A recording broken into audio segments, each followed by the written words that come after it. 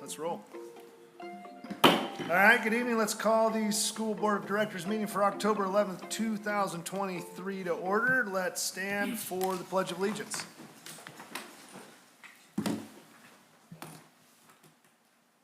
Ready, begin.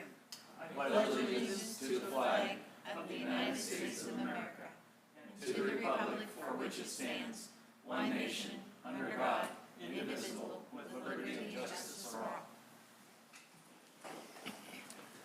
And Denise, can we get a roll call, please? Director Walper, Here. Director Martinez. Here. Director Berman, Here. Director Johnston, Here. Director Shibahara, Here. Vice Chair Wheeler, Here. Chair Rydell. Here. We have a quorum. Awesome, thank you. And Denise, was the agenda properly notified? Yes, it was. Perfect. All right, so first up, a motion to approve or amend the agenda as presented. Chair Idell, I move to approve the agenda. Second. Moved and seconded.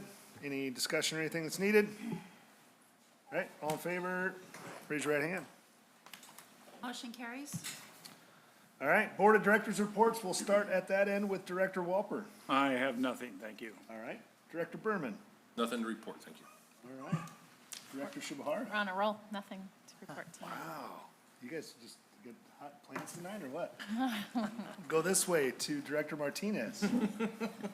Nothing. I'm gonna fall right in line. You too. It's a hint. You're all yielding your time to me, I appreciate that. Yes, we are. Chair Idell, I yield my time to Superintendent Carpenter. All right, No reports. no reports. I have one report. No, just excited about the committees that are getting started, so looking forward to digging into those as we have more and more opportunities to meet. And then I was on the Facebook Live last night with Superintendent Carpenter, and so looking forward to doing more of those as we go forward. So that is my full report at this point in time. All right, district reports, communications. Come on down, Maggie and Danny.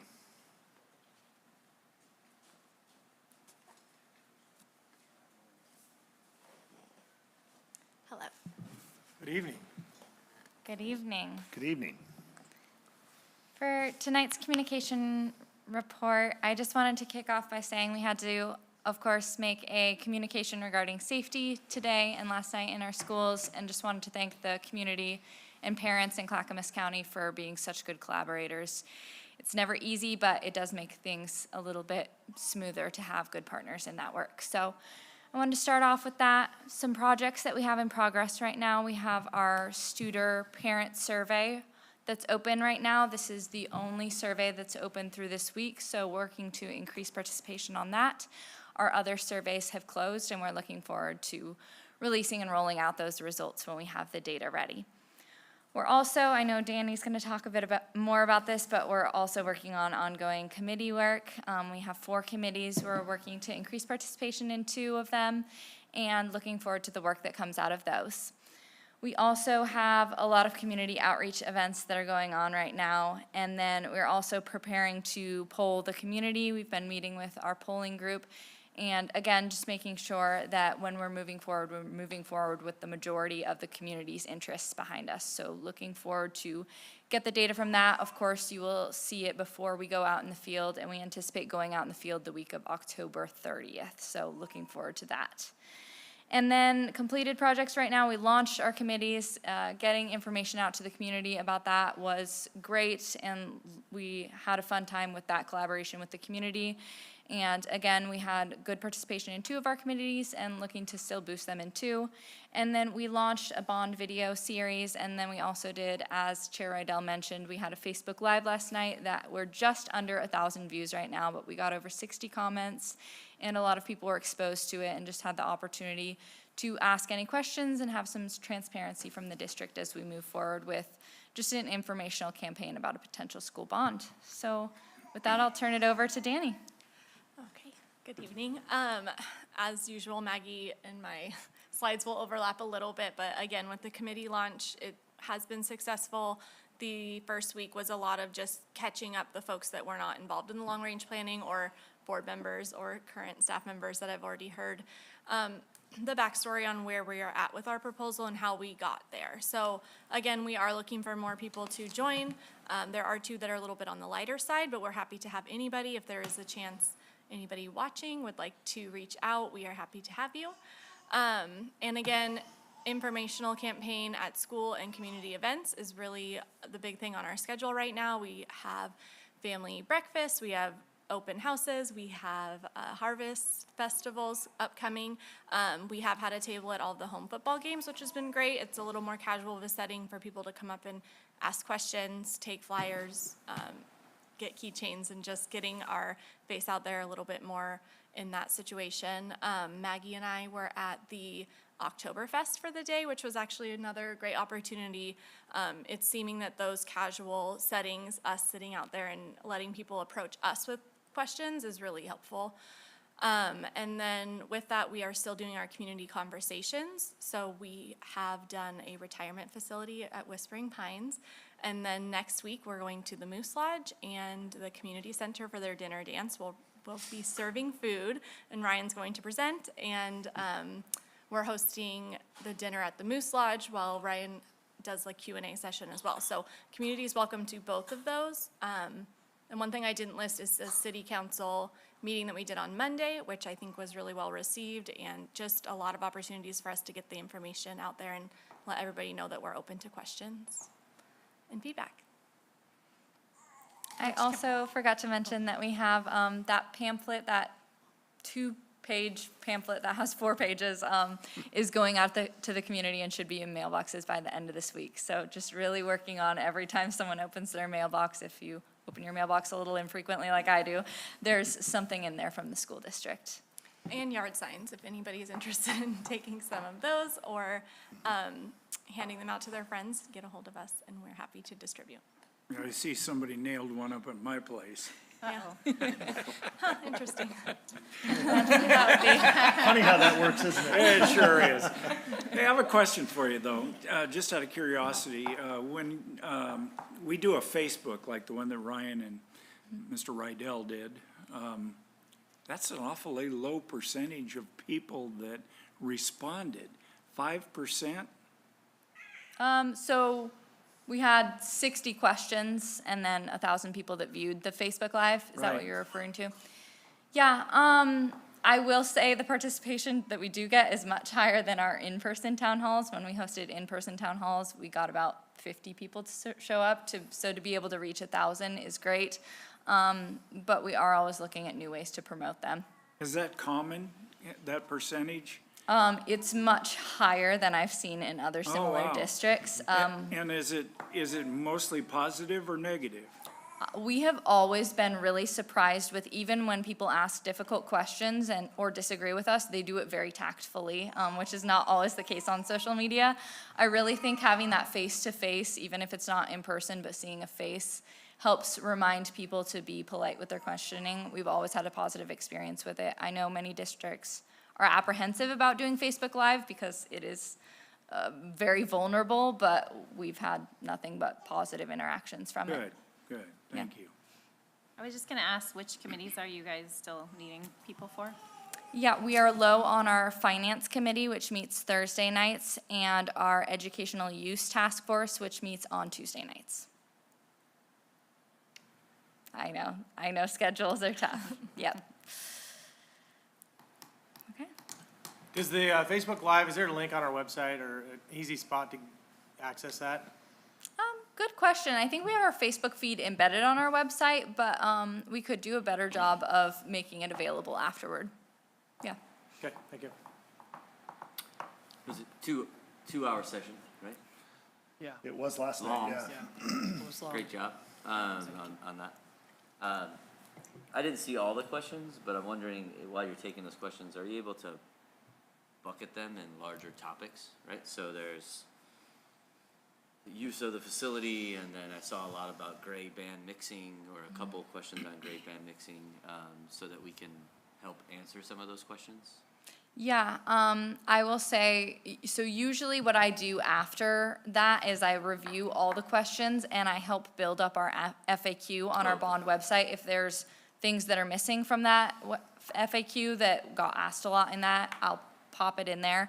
But I'll say the themes from last night were concerns around safety when having the middle and high school campus closer, and then just questions about the layout of the new high school is really common, and then questions about funding. Can we get funding from other sources? How much would it cost? So things of the financial nature. So kind of those 3 buckets.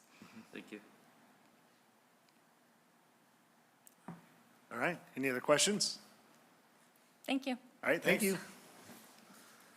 All right, next up, Mike Ware, Building and Facilities Report.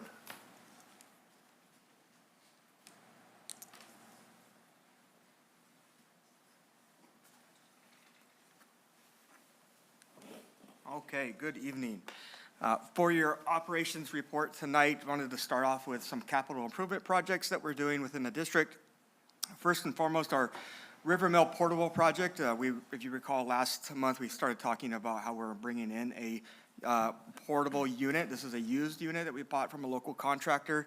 The reason is we're filling the capacity needs at River Mill Elementary. This portable is going to serve our 5th grade group. And so we're excited for this opportunity to bring them closer to their fifth grade cohort.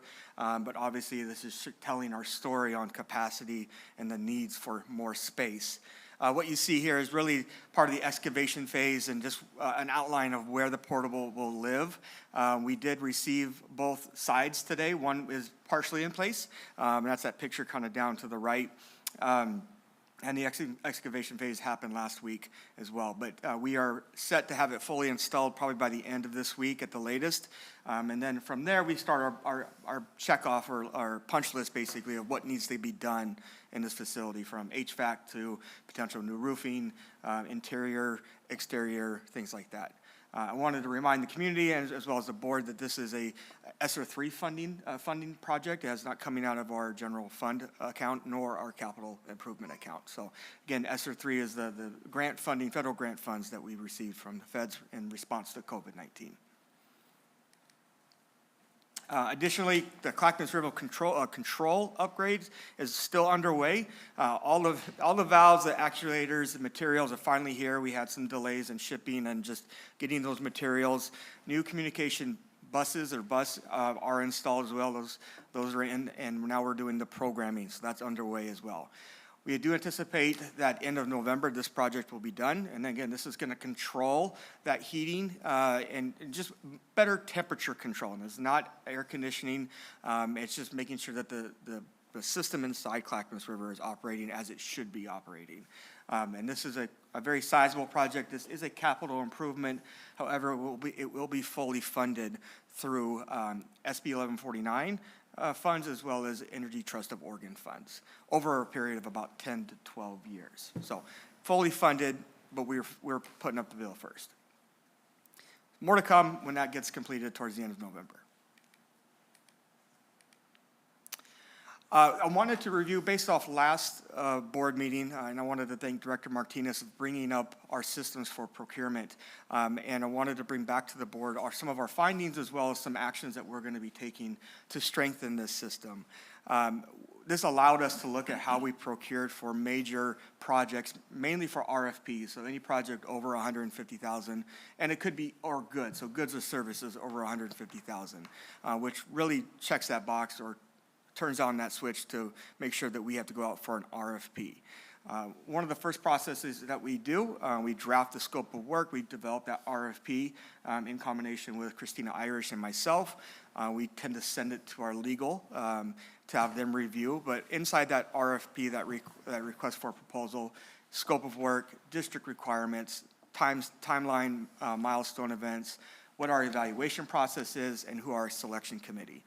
Over the past few years, we've done better, I believe, in strengthening that selection committee, having some of our board of directors, some of our stakeholders that the project is occurring at. So River Mill Elementary, we had our vice principal, and other projects we've been bringing in those people who will be affected, so we can consider all those factors when we're selecting the right contractor or the contractor.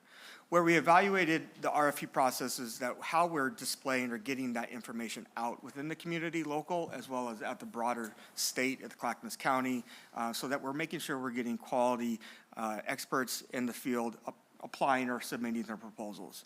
We've always submitted through local paper, and we have done the DJC, the Journal of Commerce, but not consistent. And organ buys has been a process as well that we've been fairly consistent. So what we're adopting and what I'm saying here is that this is, at the very least, those three resources will be used. So local paper, which is a requirement, the DJC, Daily Journal of Commerce, and organ buys. Depending on what the project is, we also have Construction Plan Center, Building Connected, and the COVID website. And again, this was really a resource that Director Martinez provided to Superintendent Carpenter and Christina Irish. So I want to thank you for the support and the help. Our commitment is to make sure that we have a fair, equitable process, but also we're casting a wide net to capture those qualified experts in the field and making sure that the project is going to be done correctly. So that's our findings, and that's where our steps will move forward. And finally, I wanted to talk about some early planning that the district is starting to discuss. If you remember in 2019, the fall of 2019, we conducted a reunification exercise, a very valuable and great learning moment for the district as we reunified our elementary schools to an off-site location in a matter of only about 4 or 5 hours at most. Quite the undertaking of a project, but is also a very valuable project and exercise for us to learn, to strengthen our protocols, but also learn areas of improvement. And we did learn a lot in 2019. And like I mentioned, we're in the early phases of starting to discuss timeline and then when we would be doing this in this school year, in the 2023-24 school year. My point of bringing this to the board is more this kind of jumping off moment of this planning is starting. Right now we'll be a small core group, but we'll also be bringing in obviously key stakeholders as we get closer and closer to that desired date, up to the point where we have local law enforcement involved in the planning, city officials, and doing dry runs, so like tabletop exercises up until the point. Very excited as this has improved our systems when we first did it, and it's only going to strengthen as we move forward through the environment that we're in. So more just giving you a heads up and giving you more information will be coming as we develop more details. Any questions that I can answer? Yeah, I've got a question. So the used portable, that was about $25,000? Is that what we spent on it? Around, I don't know exactly, but 38,000 with delivery. Okay.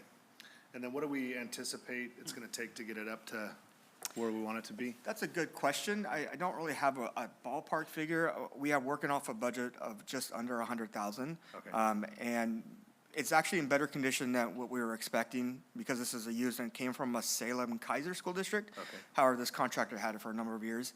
And so our budget is where it's at, and I just don't have a concrete answer. I can always Sure. report back. Yeah, that's okay. And then what do they run new? Over 200,000, 220, 230,000. Okay. So even with that budget, right, we're saving a ton of money. Yes. So again, thank you for Yeah. being proactive. It's pretty easy just to say, we need one, let's go buy a new one. And, between $200,000 and $300,000 is a lot of money. Yeah. When we can do it for between 70 and 100. Yeah. 120, so much appreciated. Yep, thank you. I got a question on the scope of work. Could you back up a couple slides for me? So when you guys start drafting the RFPs, do you have any industry people you lean on to help with the scopes of work? Because I know just from my personal experience, like the looser the scope of work, the more uncertainty there is, and typically uncertainty equals dollars. Yeah, from in my bids. professional experience, I've noticed that too. That is a conversation that Superintendent and I, Ryan Carpenter and I have started having more and more, where we want to bring in more experts in the field to help the district, and I think we've talked about it at previous board meetings as well, is help guide the district who has the district's best interest to make sure that we're getting the right service and the right goods or product for what we're paying for. Some considerations that I haven't explored yet is how does that work on a contractual process with that independent person, which would bring in Christina Irish. Does it folds in under the budget.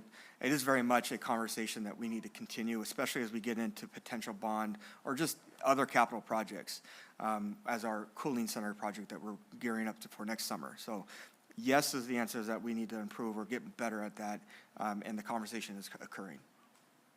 Yeah. Since this is needed often, are there organizations that, like, they have a retainer, like you would have for an attorney, that could do multiple different functions of, to Ben's question? That's a good question. I don't know specifically. I do know that some districts, and I think this is a common practice, and specific to a bond, they have like a bond, director of bond capital projects who has, experience in multiple fields. I don't know if other districts do work with independent experts as excavating, or if it's, seismic, or whatever it might be, engineering to support them. But it's something we can look into to see if it's a common practice. There should be. I mean, I have some experience with owners reps. So that's what they're called for school districts, especially for construction. So any renovation work or any construction related, there are some contractors out there, consultants that we could potentially explore. Thank you. Send me some. Okay, good question. More questions for Mike? All right, thank you. Thanks, Mike. Thank you. And next up, Finance and Accountability Report, Christina Irish.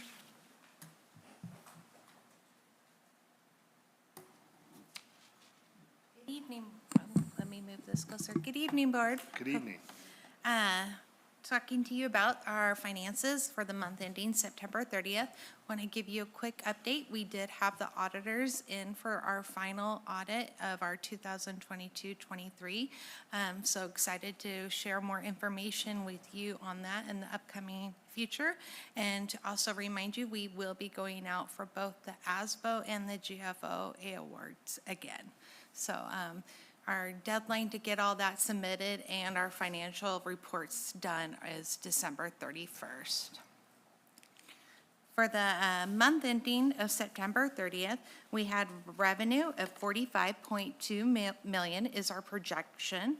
And then our projected expenditures is $38.9 million.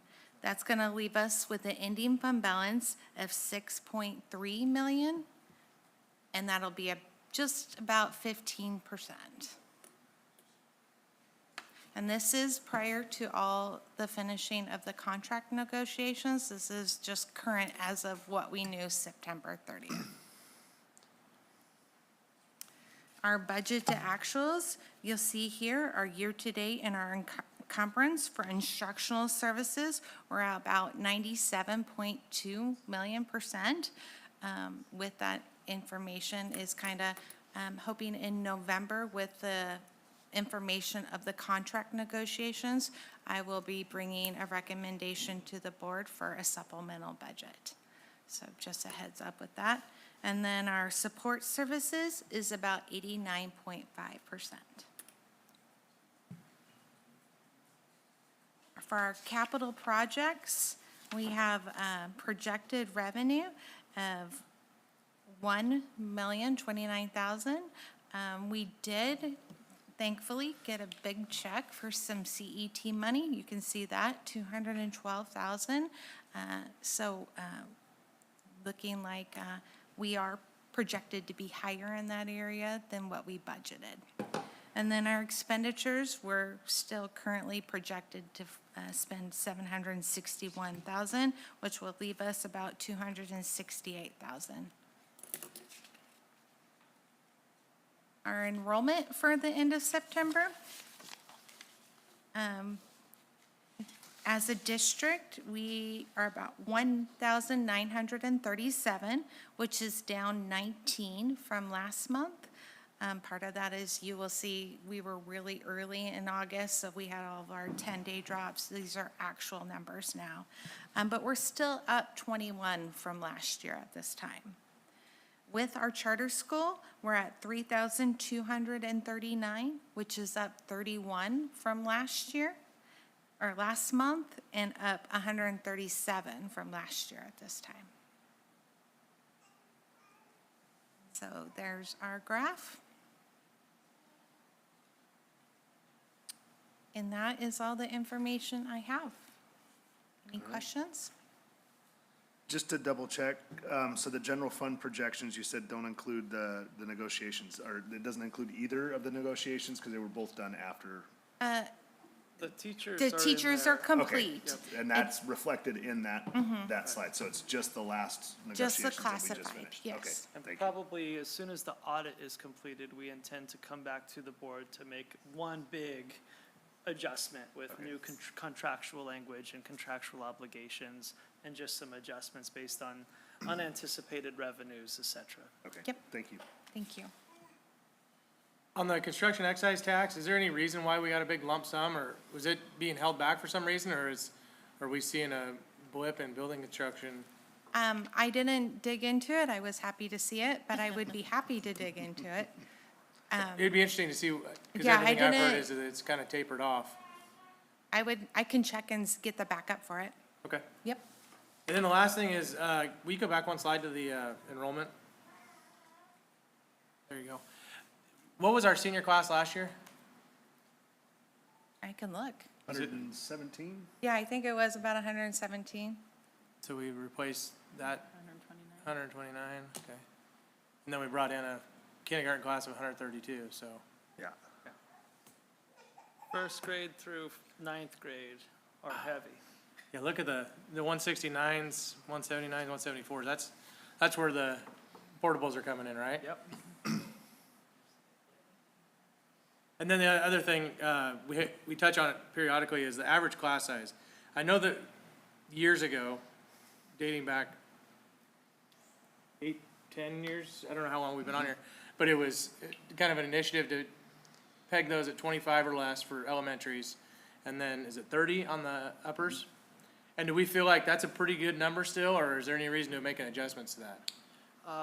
Those are the national average numbers, and research is best practice when it comes to class size per ratio. One could make a more specific argument that kindergarten through second grade, 20, would be ideal, and then you can get bigger and bigger as the ages progress. Although I will tell you, as we look at data, both really data post-pandemic, the complex individual needs of each and every single child, both being served by special education and just being supported in the general education classroom, that specific uniqueness and the behaviors that are being exhibited in our classrooms right now may require us to have to take a look at how many kids go into a classroom and the ratio of adults that are there to support that as well. And adults don't solve just having adults doesn't solve the problem. In fact, there's occasions where it makes it worse. But at the same time, those are things that we need to discuss really together as a community as we engage in today's post-pandemic learner. And I also just want to state that with the fluctuation of class sizes, both at the elementary, middle, and high school levels, also dictates capacity. And so if we reduce elementary schools from 25 to 20, we need to create 2 or 3 or 4 additional classrooms in order to accommodate that. And so facility capacity also plays a role in serving and supporting our kids from a class size perspective. But we can add adults to the classroom without adding another classroom with only 20 kids in it. Right? Correct. So that's part of how we're solving for it now, For is sure. with paraeducators or other adults that are going into support. So Correct. even though there's 24 kids in the classroom, that doesn't mean there's just one adult in the classroom. Right. So we can impact the efficacy of the classroom without necessarily adding another teacher and splitting those into That's another right. classroom. Right? Yep, Okay. you're saying that correctly. So when we say there's 19 regular classrooms at CRE, if we just do that quick math, 452 divided by 19 gives us that 23.8?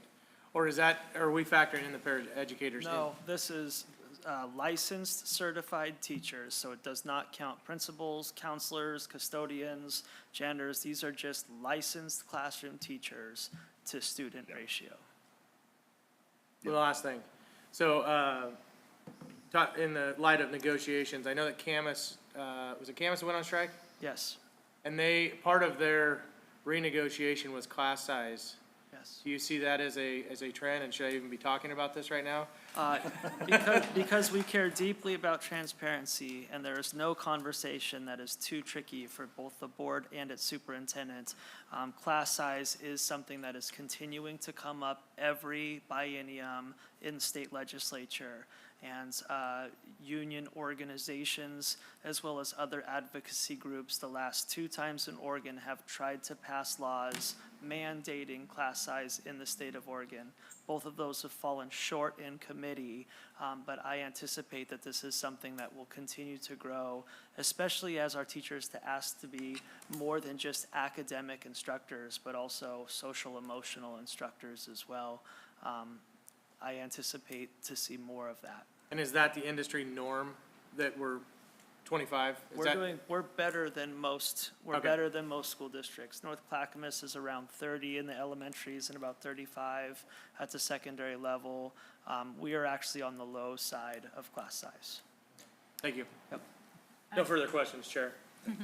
Ben, if I could just add, in my own organization, we don't find that ratio is as big of a deal as a True. 4th grader who comes in, or there's 4th graders with 5th grade reading level and a kindergarten reading level, and that makes it difficult for one teacher to even have 12, right? To be able to differentiate their education for those kiddos.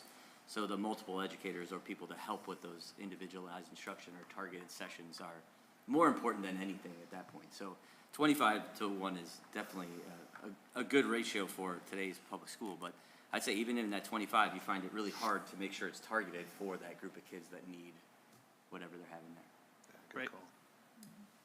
Thanks.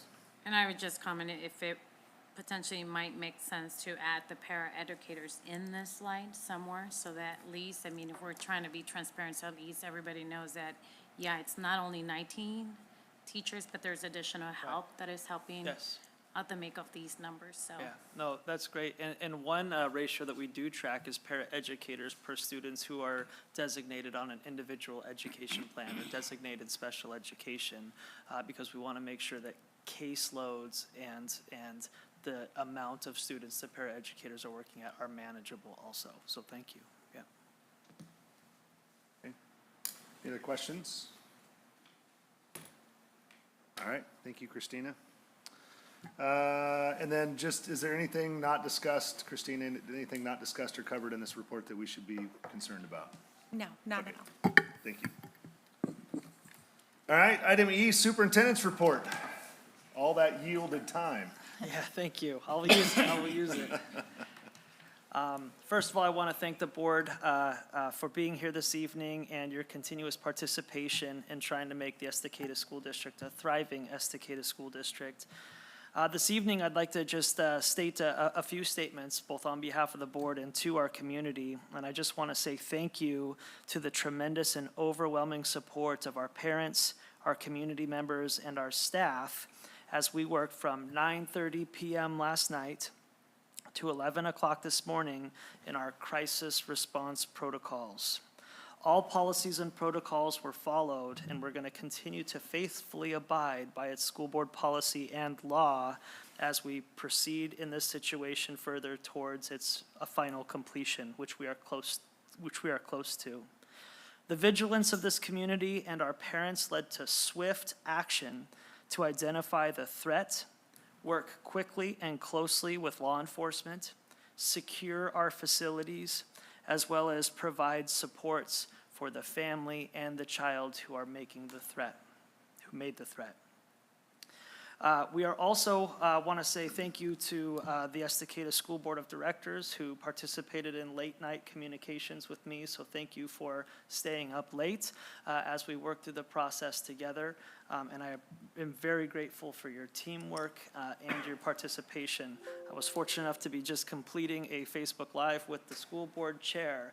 And so it was helpful as we were working through the crisis response that he was able to serve as a communicator at that time as well. I also want to say thank you on behalf of the school district to the Clackamas County Sheriff's Department. At 9:30 p.m., we were able to contact our off-duty school resource officer who was able to make the process and the wheels turn a whole lot more faster to make sure that we were giving this student the support that they need. I know that the nature in which the threat was made is catastrophic, as well as no different than in an airport or in other places. There are things you just cannot say inside a school system, and this is a good example of that. But I think it's important also to remember that there is another side of this experience, and that is the student who made the threat and the families who are also dealing with that impact as well. We are pleased that the Sheriff's Department followed their protocols. The school district is going to continue to follow its protocols as we bring this to its completion, but that doesn't mean that the damage done to this kid and family aren't real also. And we also have an obligation as a public school system to ensure that this child, even though they may no longer receive their education from Estacada School District proper, that it is still our legal obligation and our moral duty to ensure this kid still gets the same opportunities at a high-level education as they proceed forward. And I just wanted to share that with the board too, that as we continue to go through the protocols and processes, our school district is also compassionate, and we understand mistakes are made. We understand kids are still kids, and what they do with their brains and their development and how they respond to certain actions, there is justification for all of that. And so we've done a great job of securing our building, ensuring safety, and you can always count on us to be safe first and follow protocol second, but we do have some damaged pieces that now need to be picked up, and that includes our employees who are returning to the school district with traumatic experiences from different experiences, and we need to work through that process, as well as we need to continue to work with our families and our children as they return to know that they're returning to a safe environment where all kids are welcome, and we work through the traumatic edges of those pieces as well. And so there is the backside of this protocol is where we're at right now, and I'm pleased to start working on picking up the pieces and working through that process together. I also want to thank our neighboring school districts. Every single school district in Clackamas County and the Tigard-Tualatin School District in Washington County all reached out to us today to offer support, counseling services, or any type of other assets that we needed were at our disposal today as well. So just on public record and on behalf of the Estacada School District, I want to make sure to thank our friends and neighbors for that experience. Are there any questions that I could potentially answer on the board or anything that we're hearing out there in the community that I might be able to address with the board today regarding that situation or circumstance? Not for me. What does the process look like moving forward? So based on our policies, a threat of harm was made with specificity. Therefore, by default, that process goes into an automatic expulsion hearing. And I'm talking just about the school side in that process. And so we'll follow Estacada School Board policy and law as we go through that automatic expulsion process. And then it's at that point the school district will determine the course of action for that student. Expulsions are only good for 12 months. And so at some point, we're going to need to talk about what either continuing to place the student in alternative educational settings or to give them an opportunity to come back will be really at the discretion of the school district, probably 12 months from now. That being said, your question about what else, so that's the school district side. What happens on the legal side is completely out of our control. So what occurred was a level 1 or in the first degree of disorderly conduct. That constitutes a maximum, we looked it up today, of a year in jail and over $6,000 in fines. And so this family is also going to have to be working through and with the legal system as they continue to pick up their pieces from that as well. And so from the school perspective, we're going to continue to pursue the policy to its fullest extent as we work with that, and then there's going to be a legal component to that as well. Okay, Thanks. any other questions? Rather than have that student expelled from school, can they go to a charter school or something online so they don't lose out in, Yes is the answer to that question, and you can do both. You can expel and support. So what expulsion ultimately means is that the child or the subject is no longer, the placement of the child in our campus is no longer safe or the right thing for that specific kid, is ultimately what expulsion means.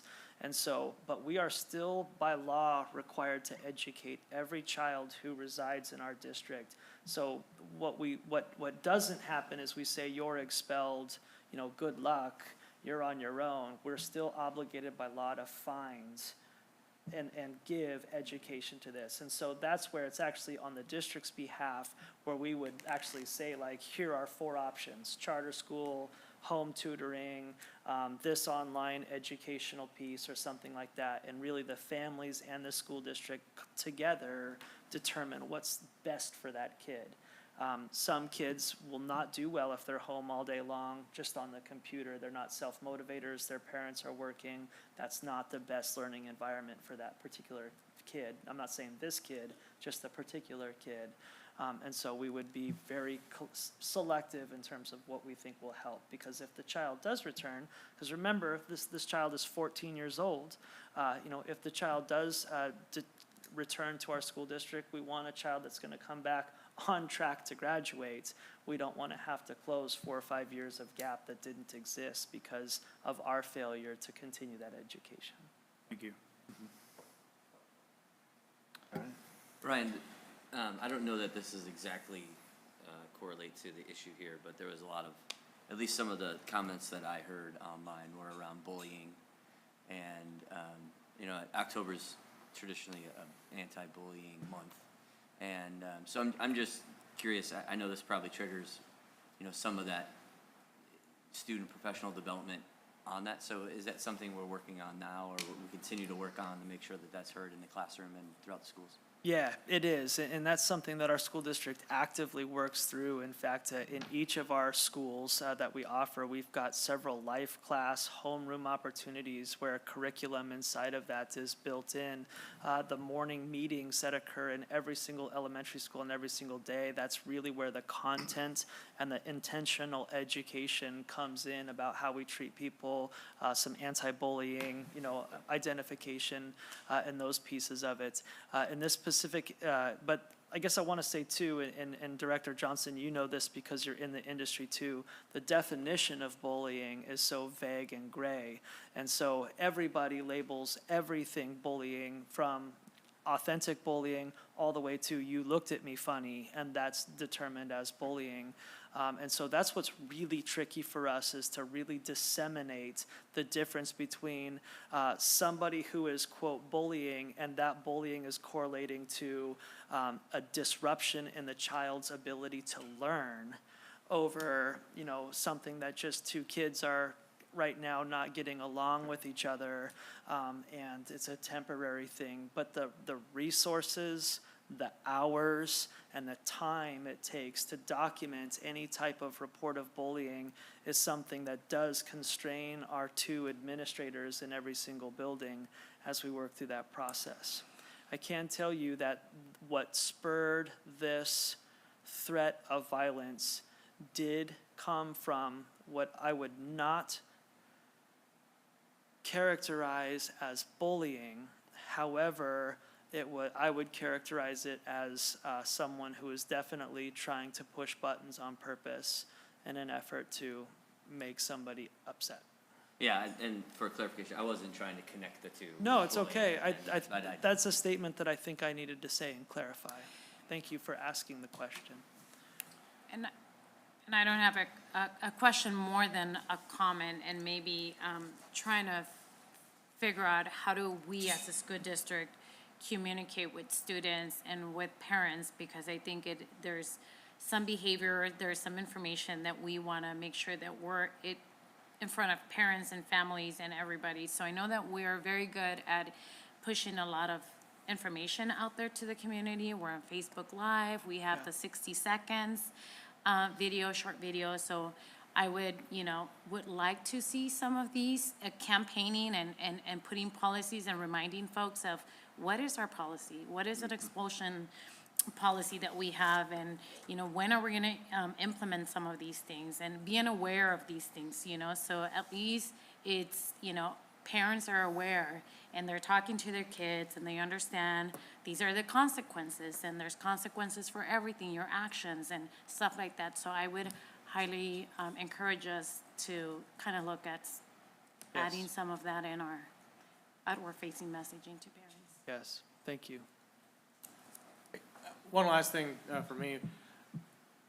We were lucky that all the pieces kind of fell into place and the communication made its way where it needed to go. In the future, how do people, how do they best communicate? Is it 911? Is it non-emergency? Is it a phone call to the Carpenter household while they're sitting around dinner? All of that happens, yes.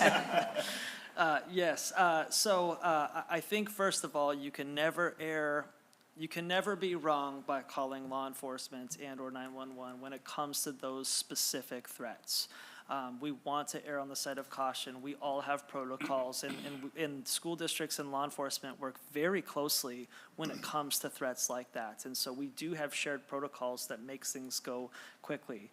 What I was so pleased with about last night is the multitude of ways people were able to communicate their concerns to the school district, which, by the way, because I know government employees get a lot of criticism about leaning on shovels and et cetera, like at 9:30, your public school district responded to action in a moment.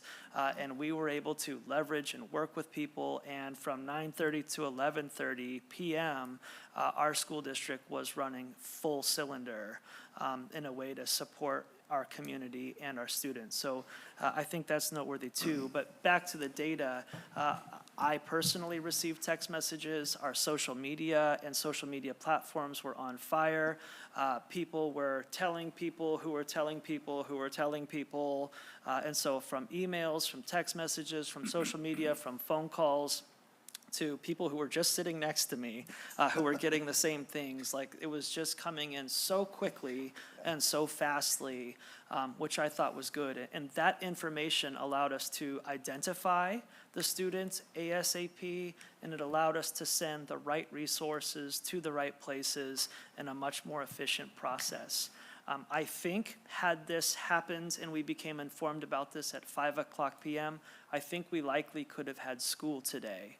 The thing was, it happened so late, and at the 10:30-ish hour, we just did not have full control of the situation yet. And so out of abundance of caution, that's why we made the decision that we made. But really at about midnight, everything was under control. Things were in the places that they needed to be, and this district really was safe from that moment forward. Thank you for that question. All right, any other questions? All Okay. right. Oh, I'm not done. That was just. That was just the first, you really are using all that yielded time, aren't you? Yes. I do want to echo my support for our practicing of the reunification drill. That reunification drill about 4 or 5 years ago really was instrumental it's so important for us to exercise our crisis response protocols. And we do tabletops, but we haven't done a full exercise of something of that magnitude again. And I think that this to talk about a reunification drill is kind of a double-edged sword. It's going to create anxiety as, for example, as we talk about reunification drill today, like this is still fresh. And so it does bring some heightened anxiety about what it means to do this. But it's also so paramount. Our ability to work so well last night and today was because our school district practices and exercises our crisis response. We know it. And as we bring in new administrators and new people into our school district, the more that we can exercise these key fundamentals is what's going to allow us to work swiftly and efficiently when the real crises come to life. And so not only at 9:30 p.m. were we able to get working, we were able to start moving through the processes and protocols pretty efficiently based on that piece of it. Again, I want to echo and thank the board as well as our employees and our administrative team for a tentative agreement with our classified employees for the next 3 years. For those who are watching, classified employees, what that means is these are our great and hardworking cooks, custodians, bus drivers, paraeducators, building secretaries, anybody who plays a support role to help the high levels of teaching and learning that occurs inside our school district. We believe the Estacada School District, we were able to offer a competitive wage with our neighbors that also reflects the true realities of the cost of living, inflation, and its increases this year. But we also worked extremely hard, and this is where I'd like to thank the Executive Board of Directors, because our Board of Directors were extremely mindful about keeping a healthy budget, a healthy end fund balance, and being mindful of taxpayers' funds.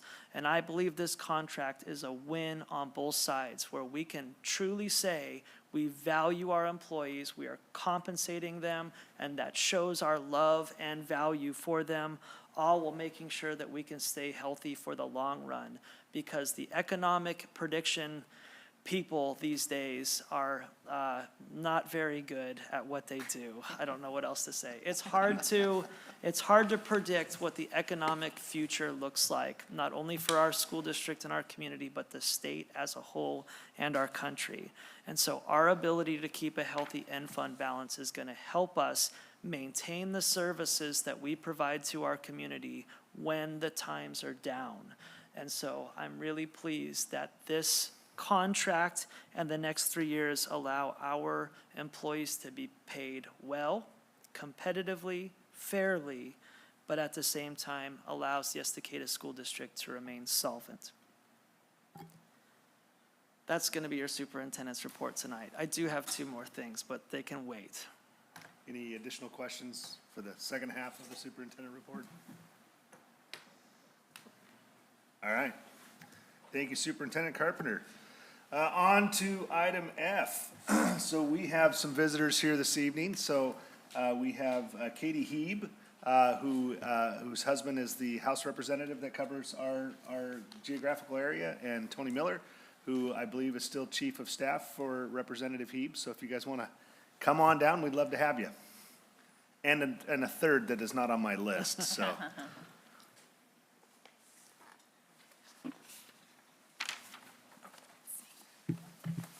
Chair Idell, Vice Chair Wheeler, Superintendent Carpenter, and esteemed members of the board, thank you for inviting us. I'm Tony Miller, resident Estacada 443 Southwest Lakeshore. I am Representative Heeb's policy director. I was formerly Chief of Staff for Senator Olson. My new role with the representative, which we represent Canby, Estacada, Sandy as our 3 major cities. But my new role with him is we really focus on what can we do for the cities that we represent, and what can we do for the people we represent, versus what I did with Senator Olson was a little bit different. It was more, he was basically consumed with his committees, but Representative Heeb's taking a different direction. Hopefully you guys got the packet I sent for the federal grants. That's my new role, is trying to get funding for the city and for the school district, things like that, but I'm fairly new at that, so it's still kind of complicated. A lot of people don't really understand how the grants work. I'm still not sure how they work, but hopefully you're able. I know there was several of them in there that I sent to Superintendent Carpenter and to Chair Idell for specifically for new school buildings and stuff. So, we did get one over to the transportation as well, just before the deadline. I'm pretty sure they did get their application put out. Of course, we won't hear back for a while, until several months, I think, before the money starts coming out. Completely separate issues, that's pretty much on my legislative report, because I don't have a whole lot to report on just yet until we find out about more of the funding stuff. But Representative Heeb's wife, Katie, they've taken over the Estacada Forest Service building and turned it into a childcare facility. So I will separate now and let her do her part. Hello, thank you guys for inviting us. Just actually came from work. This is our daughter Amira. We have 5 children. I'm new to working in Estacada, but I grew up in Beaver Creek, so I'm very familiar with the area. And we just opened the school 2 months ago. We are doing children 0 of age up to 12 years of age. We're doing after-school care too. And we're growing every day, and we would love to support the community. So if there's anything that we can add to our facility, we'd love for you guys to come out and take a tour of the facility as well. Yeah, just growing every day, but if you guys have any input, we would love to hear it. Okay. How many families are you helping down there? Kids? Right now, I have, last I counted, 26 children. But every day I get calls and it's growing. We started at 3, and that was 2 months ago. Wow. So every day we're growing, doing tours every day, and it's been really great. We want to just be here to help the community. It's a big reason I'm here. I had a lot of parents wanted to say thank you for your guys' action, working so quickly. I had parents calling me at 9:30, what are you guys going to do tomorrow? So I had to come up. We also have a protocol, a little bit different because we are separate from the school district. But we have 2 sister schools in Wilsonville, so we have unfortunately dealt with this situation similar to it when the school district in Wilsonville had, I don't know if it was an active shooter, but we had a similar situation. We had to do a lockdown, talk to the parents. So I was familiar with what to do. We did have school today. I did talk to a lot of the parents, told them whatever you feel is necessary, please do for your family, but we are here for families that need to go to work, because unfortunately right now, especially with the economy, parents have to work. So we were there for a lot of families, a lot of kids that would normally come to school. We got a couple after-school care kids, parents panicking, can I bring my child? I was like, absolutely, are always welcome. So it was a good day, a little stressful. We did talk to the kids about our protocols, talk to the parents, and let the kids know if there's an emergency. We called it a little bit different because they are some 3-year-olds up to 12, and I didn't want to scare the children. So just like a case of emergency, went through our protocols with them, went through it with the parents, and we had a pretty successful, not too stressful day. We did a lot of inside stuff today. We were not outside, but it was a good overall day. But I had parents that just kept telling me the school district did an amazing job. They were very thankful that you guys acted so quickly. And I want to say I'm very thankful too, because I've watched over the years schools not act for just a simple threat and the tragedy that has come out of it. So wanted to say thank you to you guys working so hard. Yes, thank you. Yeah, I'm very impressed. My hat's off to you. Any questions for our guests?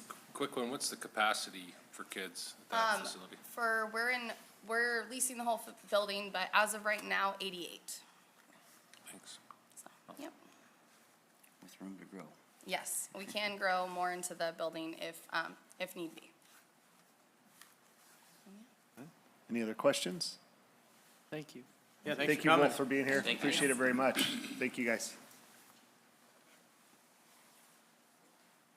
All right, next up, Division 22. I know we've all been waiting for the Division 22 report, so let's. I'm used to Scott presenting this. Yes. This is the first time, I think, Jen, is this the first time you get to present? It is my first time to present on Division 22, so.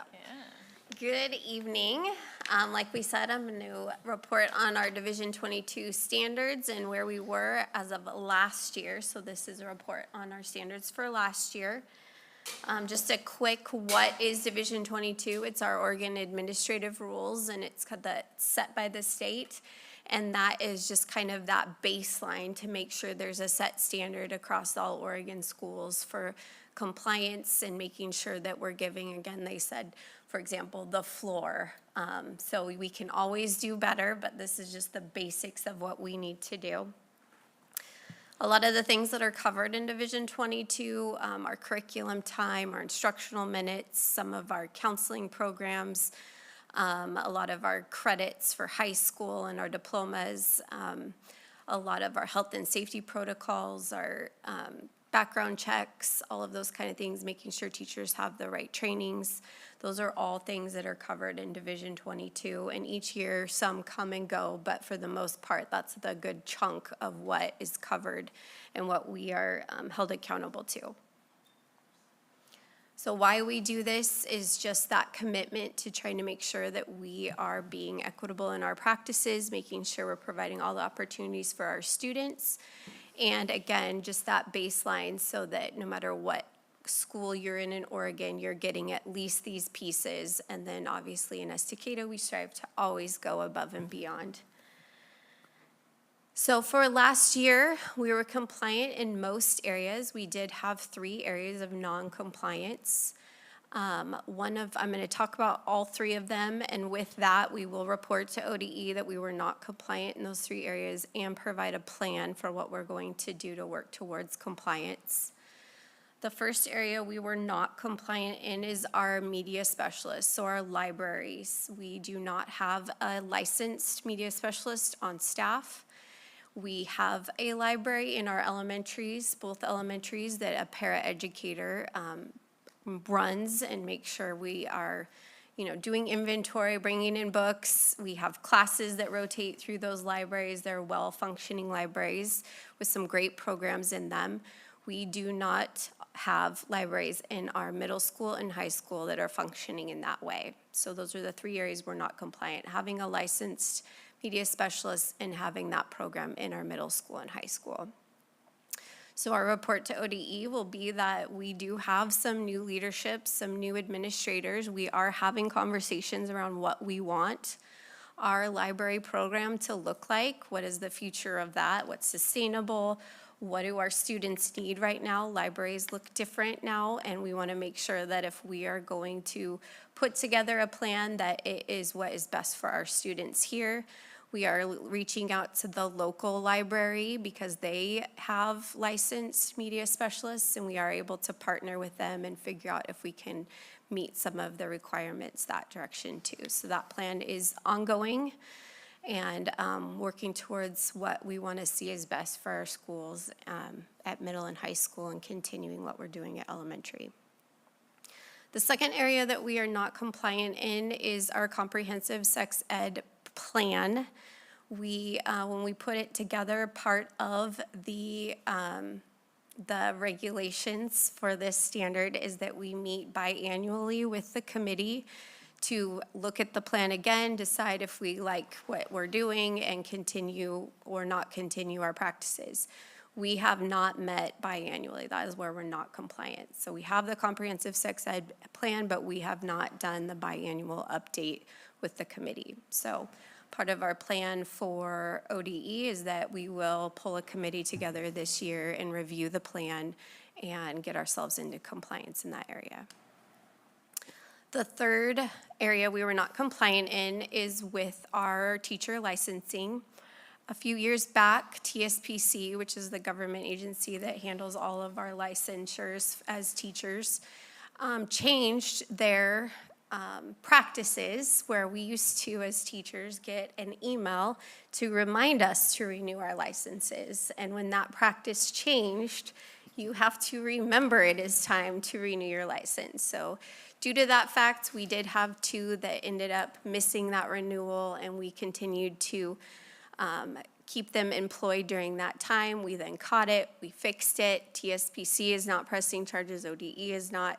So we feel really good about the fact that we caught it as soon as we could, even though it did happen.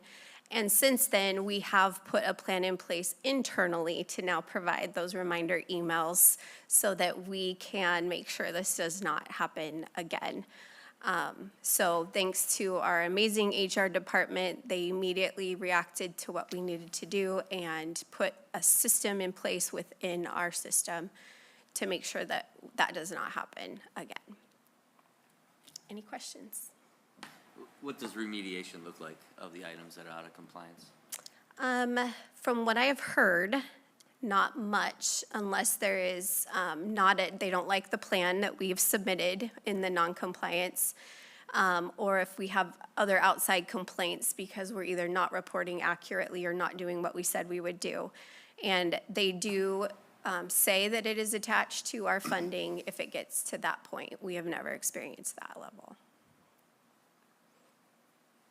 How often are these looked at the state level? Like, seems like librarians might be a thing of the past. I might be going out on a limb here, but. They have a strong lobby in Salem. There is a strong lobby for librarians. Interesting. Yes, yeah. So they make us have to have one. Could tell them we have one right down the street. Yeah, we do. We tell do. them that. And that's what we're Yeah. hoping to partner with and be in compliance by doing that with where we're at, so. It's a really interesting discussion when a lot of libraries are moving online. Right. I mean, and it's almost like a digital creator or that is somebody needs to be more qualified in that area. Yes. Yeah.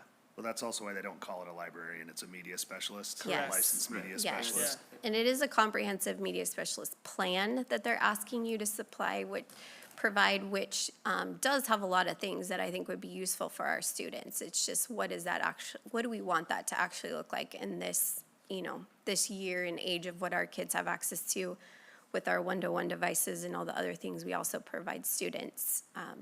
To open up our middle school and high school library would be a major overhaul. There hasn't been an inventory in years. It would be a big undertaking, but also if that's what we need to do, we'll figure out what we need to do to get in compliance. When we submit this and fail to comply, like we have in years past with the library or media specialist, chair, is there any rebuttal from the state that says, wow, Katie, you really need to get your stuff together? One time, from what I've heard from my predecessor, he did get a phone call that did ask about our plan and actually pushed that we were probably more compliant than we thought we were. So that was the extent of it. Okay. Thanks for your report. Good job. Yep, I'm Thank good. you. Thank you. All right, on to item G, discussion, which is none. Or Ryan, did you have something you wanted just to say here real quick? Maybe if this is a good spot, I think I it's a would good like to spot. do that. I just, one thing I did forget on my bullet points that I do need to, that I want to state publicly is former Estacada Superintendent, Dr. Howard Fetz, who served faithfully in this chair from 2007 to 2014, passed away. He was in his mid-80s. He retired from this school district in good standing in the year 2014. His wife, Bernie, was a long-time employee of the Estacada School District as well. After retirement, they lived in Maupin in Arizona in a split way. But Howard, Dr. Fetz, hired so many people inside the school district, and I just wanted to publicly honor him and thank him for his service and his family. And I want to thank the board. The board directed their superintendent to go and pay our respects and visit him prior to that passing. And I know that with that family, that went a long way because Howard's legacy here was very important to him and the family. And so for us to be able to thank him for his service went a long way. So thank you, board, for allowing me the opportunity to go and represent us in that capacity. And at the same time, our respects are to the Fetz family this evening. Yeah, thank you for going there. And just to clarify, it was in the Maupin area, not the Arizona area that you Correct, visited, yes. right? So we didn't throw you on a plane and fly you to Arizona. Thank you for So I clarifying just want to that. make Nope, sure everybody's on I the same drove page. over Mount Hood to pay our respects. Yeah, Yes. thank you for doing that. Yeah. All right, item H, hearing of citizens for action items. We have none. All right, on to action items. The consent agenda includes a package of one or more items to be voted on as a unit. However, if any board member is not in favor of one or more agenda items and prefers to take separate action, a request to the chair anytime prior to the vote, we'll remove that item for a separate vote. So first up is the consent agenda. Chair Rydell, I move to accept the consent agenda as presented. Second.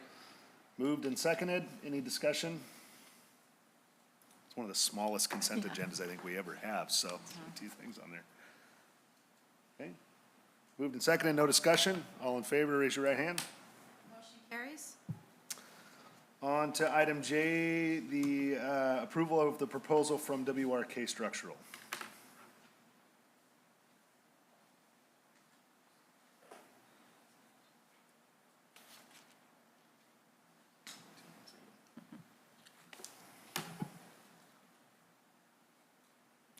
Nobody? Chair Rydell, I move to approve the proposal from WRK Structural and Seismic Engineering Firm for engineering and architectural services as presented. I'll second. Moved and seconded, so we had long discussion, was it 2 months ago? 1 month ago. 1 month ago. Yep. And so, do we want to just, for the record, do we want to just run through real quick what that is? I can take care of So that. it's, okay. Just You to want- kind of recap Just or recap it, summarize. just because we're not having a Yeah. long discussion tonight about it. Ultimately, it became clear to our board of directors, who were very diligent in communicating with their staff, that over the course of multiple requests for proposals, they continue to dwindle and dwindle. And in this specific occasion, really only one firm, I believe, came out for this proposal. And so the board of directors challenged its superintendent in a productive way to make sure that we're doing more to get our projects out there, to make sure that the amount of competition for our projects ultimately leads to a lower price for our school district and its taxpayers' money. And so that was an appreciative conversation. It opened up some new pathways for us to get that work out there. At the same time, we do have what we believe is a good bid to do our cooling centers right now. We need to get this project done prior to the end of the summer, as it's grant funded and that grant money goes away. This is the group that did great work at River Mill Elementary School and that $1.2 million grant funded project that occurred over the course of the summer. They finished on time. We started schools on time.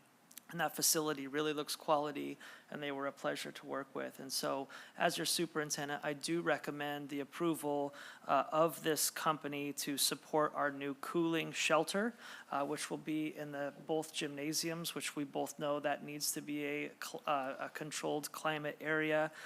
But working in the future, I also hope you see improvement of the different types of bids that we receive to keep our costs down.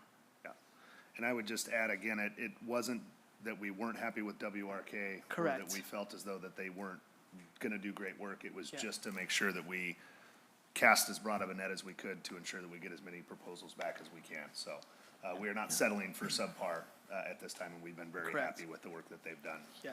Well, and I also would like to say that it's not just save money. I mean, we also want quality Yes. work and a good partner. Talent. So Yes. it's a full package, making sure we get a good Thank you. partner with that. Okay, any other discussion?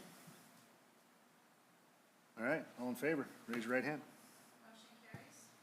On to item N, hearing of citizens for non-action items. We have none. That brings us to item O, and that is adjournment. Thank you, everybody. See you next month.